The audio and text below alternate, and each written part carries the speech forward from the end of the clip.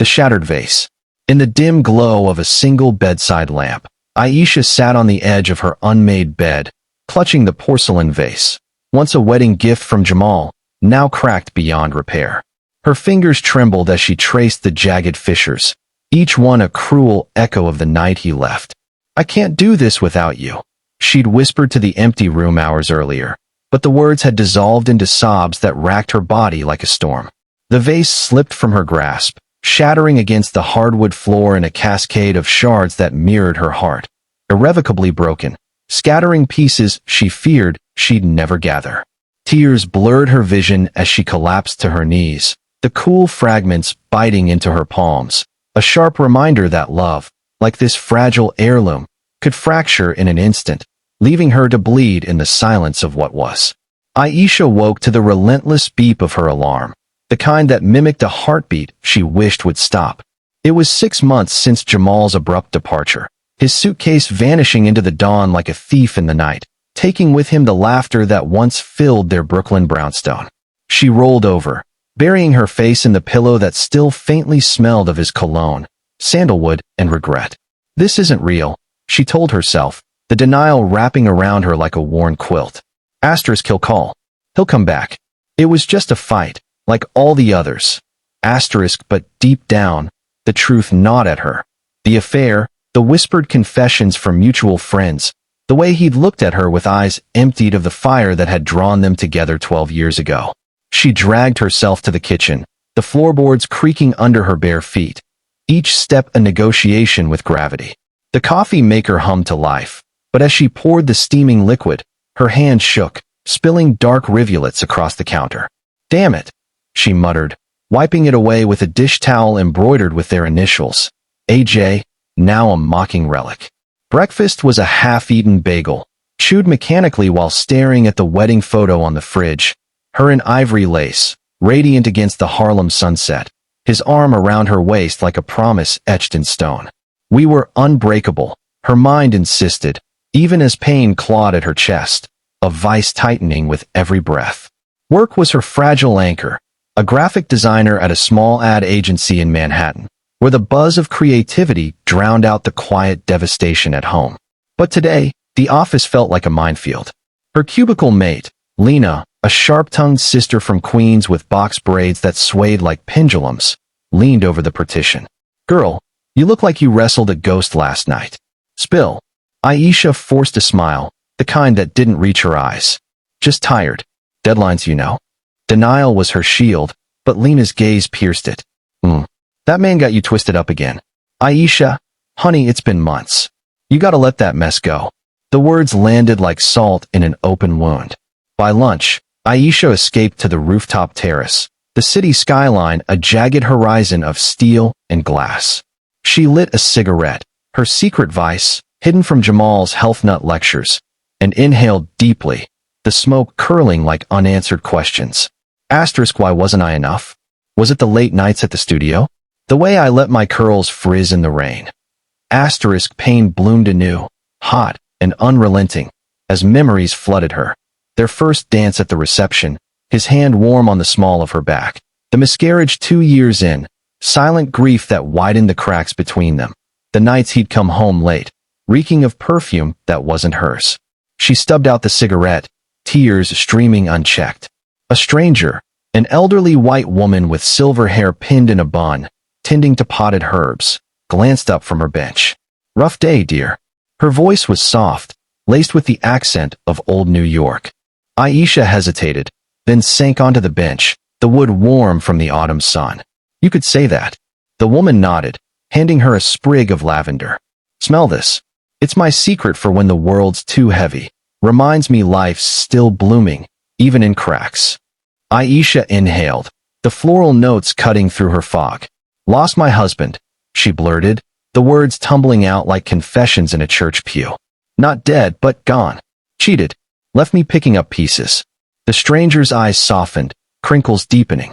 "Oh, child, I know that ache. My Henry passed 20 years back, but the betrayal? That's a different beast. It don't kill you quick, but slow, like poison in the well." They sat in companionable silence, the woman's hand resting lightly on Aisha's knee, a gesture of warmth from an unexpected mentor. Denial's the first wave, the woman continued, her voice steady. You swim against it, but eventually, you gotta let it pull you under to come up, breathing. That night, alone in the brownstone, pain crested into a breakdown. Aisha curled on the living room rug, surrounded by photo albums she'd dragged from the attic. Yellowed pages of Christmases with Jamal's family, vacations in the Smoky Mountains where they dreamed of children. Sobs tore from her throat, raw and guttural, echoing off the walls. I hate you, she thought, not sure if it was aimed at him or herself. I hate how you made me feel small. The phone buzzed, a text from her sister. Nia? Dinner tomorrow? Bring your ass, and no excuses. Aisha typed back a weak thumbs up, then deleted the unsent plea for rescue. Exhaustion claimed her there on the floor, dreams fractured by visions of Jamal's smile, turning to shadow. Days blurred into weeks, denial fraying at the edges. At a community art class in Bed-Stuy, her attempt at moving on, Aisha sketched abstract swirls of blue and black, colors bleeding like bruises. The instructor, Marcus, a burly artist with dreads tied back and paint-splattered overalls, wandered over. That's raw, sis. What's it saying? She shrugged, throat tight. Pain, I guess. Lost everything. He nodded. No pity, just understanding. Art's like therapy without the bill. Let it out. Don't bottle it. His words sparked a tiny victory. She added a streak of gold, tentative, like sunlight piercing clouds. But pain lingered, a constant companion. In the empty side of the bed, the unworn ring on her finger she couldn't yet remove. One rainy afternoon, wandering Washington Heights, Aisha ducked into a soul food spot, the aroma of collards and cornbread a-bomb. At the counter, a little girl, no more than 7, with pigtails adorned in colorful beads, tugged at her coat. Miss, you dropped this. It was her scarf, forgotten in her haze. The child's mother, a tired-eyed nurse named Tia, smiled apologetically. Kayla's got a heart bigger than this city. Sorry about that. As Aisha thanked them, Kayla beamed. You look sad. My daddy says hugs fix everything. Before she could protest, the girl wrapped her arms around Aisha's legs, a fierce, unconditional warmth that cracked something open. Tia chuckled. Kids see the truth we hide. Hold on to that. Aisha left with her scarf and a seed of realization. Pain didn't erase her capacity for connection. It just made the small ones shine brighter. Yet, as autumn leaves turned to mulch underfoot, the weight pressed heavier. Jamal's birthday passed unmarked, but Aisha found herself at his favorite jazz bar, saxophone wails mirroring her inner turmoil. She nursed a gin and tonic, eyes scanning the crowd for his face, a ghost hunt born of denial's last gasp. When a smooth-voiced stranger slid onto the stool beside her, tall, with a neatly trimmed beard and eyes like polished mahogany, he raised his glass. Mind if I join? You look like you could use company that doesn't judge. His name was Elias, a history teacher from the Bronx, drawn by the melancholy in her posture.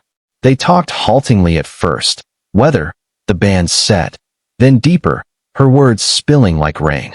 You were married? He asked gently, after she mentioned the ring. Once, she whispered, voice cracking. Now I'm just learning how to live again.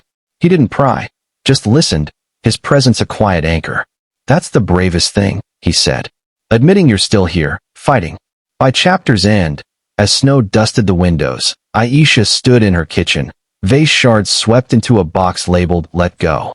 Pain had carved her hollow, but in its depths, flickers of truth emerged, not erasure, but evolution. Winter's grip loosened into spring's tentative thaw, and Aisha found herself at a crossroads in her brownstone's cluttered living room. Journals splayed open, pages filled with scrawled reflections that had become her nightly ritual. Denial had ebbed like a receding tide, leaving behind the raw expanse of pain now tempered by questions. Asterisk, who was I before him? Who am I without the us? Asterisk, the mirror above the mantel, once framed with their vacation Polaroids, now held only her gaze. Dark eyes shadowed but sharpening, full lips curved in tentative resolve. Reflection was her new language, spoken in quiet mornings over herbal tea, where she dissected the marriage's architecture, the foundation of young love built on shared dreams of a design firm and a family. The beams weakened by unspoken resentments, Her career stalls while his soared. The isolation of her grief after the loss of their unborn child. His wandering eyes seeking validation she couldn't provide. Nia's dinner invitation had blossomed into weekly sister circles, a sacred space in their mother's old apartment in Crown Heights. Around the scarred oak table, laden with oxtails and rice, Aisha shared fragments. I keep replaying it, she confessed one evening, voice steady but laced with vulnerability, wondering if I ignored the signs. Nia, ever the firebrand with her locks swept into a crown and a laugh that boomed like thunder, squeezed her hand. Sis, betrayal ain't your script to rewrite. It's his failure, not yours. Their cousin Jade, a therapist with a gentle southern drawl from her Atlanta roots, nodded. Reflection's key, Aisha. But don't let it trap you in blame. Ask, what did this teach me about my worth? Their words wove warmth into her unraveling threads, small victories in the form of laughter that bubbled up unexpectedly, chasing shadows from the corners. Out in the world, reflections multiplied through chance encounters. At a book fair in Prospect Park, under cherry blossoms unfurling pink promises, Aisha browsed self-help aisles, her fingers lingering on titles like The Body Keeps the Score. A vendor, an older black man named Reverend Hayes, retired pastor with a salt-and-pepper beard and eyes twinkling like embers, caught her hesitation. That one's a healer, he said, tapping the cover. Trauma's like a storm. You gotta learn its patterns to dance in the rain. They wandered the stalls, his stories of congregants rising from ashes sparking her own. I lost my wife to illness, he shared, voice gravelly with memory. Thought I'd drown in the wise. But one day, planting tulips in her garden, I realized, grief honors the love, but it don't get to define the life left. Aisha absorbed his wisdom like sunlight, a realization dawning. Her pain wasn't a prison, but a teacher, urging her toward boundaries she'd never drawn, saying no to overwork, yes to solitude that nourished. Growth stirred in subtle shifts. Aisha enrolled in a pottery class, hands sinking into cool clay, a metaphor for reshaping what was shattered. Her first bowl warped, collapsing under pressure, much like her old self. Too much force, the instructor chided kindly. Let it breathe. In the spin of the wheel, internal dialogue flowed. You're not broken, you're becoming. Elias reappeared, their jazz bar chat evolving into coffee dates laced with philosophy. Over lattes in a cozy Williamsburg cafe, he challenged her gently. What's one thing you've always wanted, just for you? She paused, reflection deepening. Travel solo. See the world without anchoring to someone else's map. His smile was encouragement, not pressure, a warmth that felt safe, earned. Then do it. Growth ain't linear, it's those leaps. Children, with their unfiltered truths, became beacons. Volunteering at a local literacy program, Aisha read to a group of wide-eyed kids in a sunlit community center. Little Marcus, a freckle-faced boy with a gap-toothed grin, tugged her sleeve after story time. Miss Aisha, why do your eyes look like they hold secrets? She knelt, heart swelling. Because life's a big book, and mine's got some torn pages. But every story gets a new chapter. He hugged her fiercely. Mine too. Daddy says we fix 'em with glue and glitter. The other children chimed in, their chatter a chorus of resilience. Divorce tales, moves from foster homes, reminding her that wounds were universal, but so was wonder.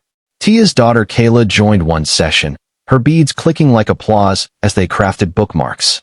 You're strong like my mama, Kayla declared, pressing a drawing into Aisha's palm, a woman with flowing curls, arms outstretched to a rainbow. In that moment, realization bloomed. Growth meant embracing the child within, glitter and all. As summer hummed with fireflies and open windows, Aisha's journey crested in personal triumphs. She boxed up Jamal's clothes, donating them to a shelter, each fold a release. The ring?